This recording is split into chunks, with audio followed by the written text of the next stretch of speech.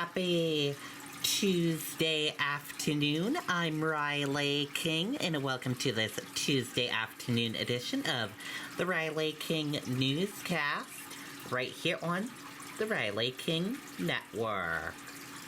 We have a lot of news to get to this afternoon, so let's get started right now.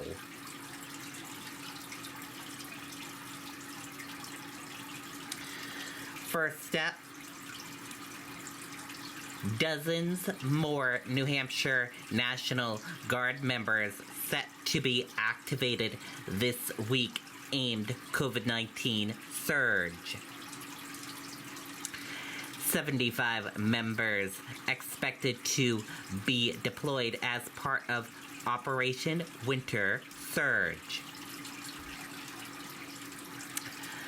Another 75 New Hampshire National Guard members are expected to be activated this week to help the state respond to the recent surge of COVID-19. Officials said there are already more than 170 citizen soldiers and airmen working at hospitals, long-term care facilities, and the men's state prison. Others are also distributing test kits and personal protective equipment. In hospitals, Guard members have been helping with backroom and non-clinical tasks, allowing the hospitals to use their internal staff more effectively so they can spend more time with patients. The deployment scheduled for this week is part of the Guardmen's Operation Winter Surge.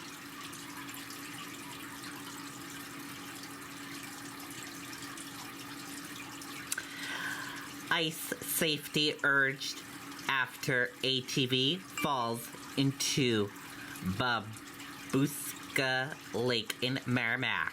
Let's take a listen to that video from WMUR News 9. Does your boiler or furnace vent into your chimney? The majority of chimney flues in New Hampshire are actually used to vent oil and gas. The New Hampshire Fish and Game is warning people to use caution on the ice after an ATV went into Babusick Lake in Merrimack. It happened yesterday.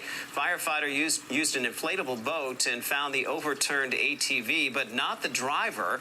They later learned he made it back to his house uninjured. Okay, there you go on that video and that report.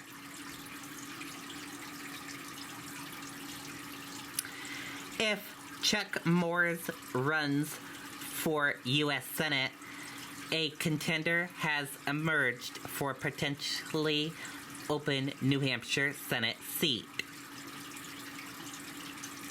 As New Hampshire Senate President Chuck Moores moves towards a U.S. Senate campaign, the behind-the-scenes maneuvering is getting underway to fill the seat he has held in Concord for 8 terms over the last 2 decades.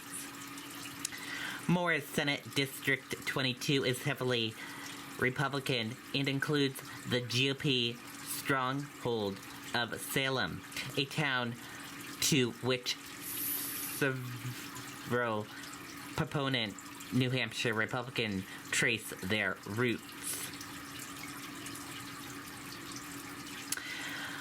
The first possible contender to emerge for Moore's seat, should it open, is State Rep. Darrell of Salem, attorney currently serving his second term in the House.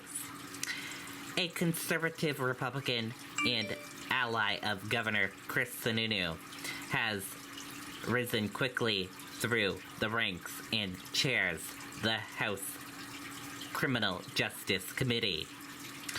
Also, Darrell tells WMUR he plans to explore a run for the District 22 seat, but will defer any future steps until Moores is fully underway with his own bid to take on U.S. Senator Maggie Hassan. Assuming Senator Morris continues down his current path, I will take a strong look at running for his Senate seat, Darrell said. Senate Morris is a great leader for our communities, and I would have big shoes to fill just like him. I would advocate for the conservative policies that have made New Hampshire a great place to live, work, raise a family, and retire.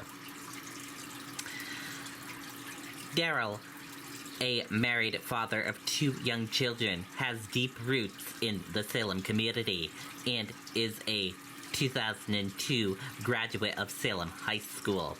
He expects to make a decision about the state Senate race in the coming weeks. I believe that I would have a winning message of keeping taxes low, protecting the New Hampshire advantage, and fighting to keep our communities safe, Darrell said.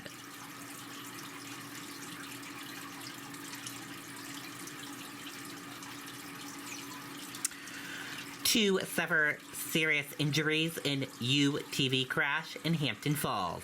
Let's take a listen to that video from WMUR News 9. That's him? Yeah, that's him, Captain. Caught him in a loading dock complaining about his job. Also new on Daybreak, 2 people are recovering after suffering serious injuries in a UTV crash in Hampton Falls. It happened Sunday night right off I-95. Fish and Game officers say neither man was wearing a helmet at the time, and they were driving in an illegal area. Okay, and there you go on that video and that report.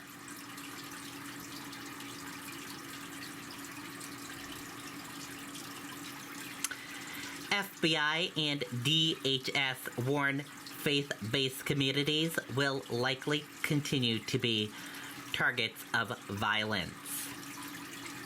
Top officials with the Federal Bureau of Investigation and the Department of Homeland Security warned in a letter Monday that faith-based communities will likely remain targets of violence, urging state and local partners to evaluate their security postures for mass gathering events and a houses of worships.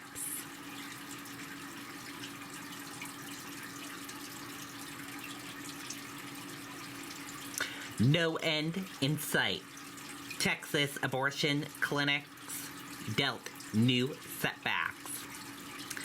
Texas ban on most abortion is likely a stay in effect for the foreseeable future. Opponents fighting the law said Monday night after a federal appeals court ruled against sending the case back to the only judge who has ever blocked the restrictions. And that is a look at your news for this afternoon. Let's switch gears now and let's go into weather. Weather right now is partly cloudy, 23 degrees, but it feels like 9 degrees. Bird chilly out there. Expect dry conditions for the next 6 hours. With a full weather forecast, let's go to meteorologist Kevin Skarupa. Welcome to the Gigernet. Fidium Fiber has arrived. Say hello to better, faster fiber internet delivered right to your... A brisk northwesterly wind today is going to make the temperatures, which will be hovering around in the teens up north today and 20s in southern New Hampshire, feel a lot colder than that. We are looking at a little bit of light snow as we work our way through Tuesday night and into Wednesday, with a system eventually approaching. And up and down temperatures continue through a good balance of this week. You'll notice a couple of snow showers out there first thing this morning. Otherwise, clouds gradually giving way to some sunshine in central and southern areas. Clouds will try to linger up north into the afternoon on that brisk wind out of the northwest. So temperatures this afternoon kind of hovering around in the teens and 20s. Wind chills will likely be sub-zero up in the north country as we go through the afternoon, and single digits to lower teens elsewhere, with that wind gusting at times over 25 to 30 miles an hour. As that wind lightens in clear skies early this evening, we'll drop below zero up north, while we'll be in the single digits to lower teens in southern New Hampshire. Some clouds start to fill in overnight, and that will likely send temperatures up by early tomorrow morning. But it will be with a chance of a little bit of light snow for the North Country overnight tonight and tomorrow. Maybe an inch or two of accumulation north of the notches. Elsewhere, temperatures up into the 30s with a southwesterly breeze on your Wednesday afternoon. Front makes its way through, and colder air is going to start filtering in behind this. As a matter of fact, temperatures will likely fall from our early morning highs on Thursday, and highs likely only in the single digits and teens with sunshine on Friday. That will also be with a breeze out of the north. There is a system we'll be watching over the weekend, but most of the maps have this passing well to our south. Could mean a couple of snow showers later in the day Saturday or Saturday night, with yet another front eventually coming through. Otherwise, the accent certainly on the colder than average temperatures here going forward, with one bump in readings for the afternoon tomorrow. Early clouds, couple of snow showers giving way to some sunshine in central and southern areas. Wind chills certainly a factor through the day, with temperatures only in the teens and 20s this afternoon. There's a look at your overnight lows tonight. Single digits above and below zero for most, with a much lighter wind. Clouds will start to increase by morning. Some light snow in the North Country tomorrow. Temperatures in the 30s in southern New Hampshire. Another dip in temperature for late week. It will be with falling temperatures Thursday and a cold day with a breeze on Friday. A couple of snow showers possible late Saturday. Okay, and there you go on that weather forecast from meteorologist Kevin Scripa. Thank you for that weather forecast, Kevin. And that did it for this afternoon edition of the Riley King Newscast, right here on the Riley King Network. Thank you for tuning in and watching. Have a great rest of your afternoon. See you back here later on today for another newscast. Goodbye.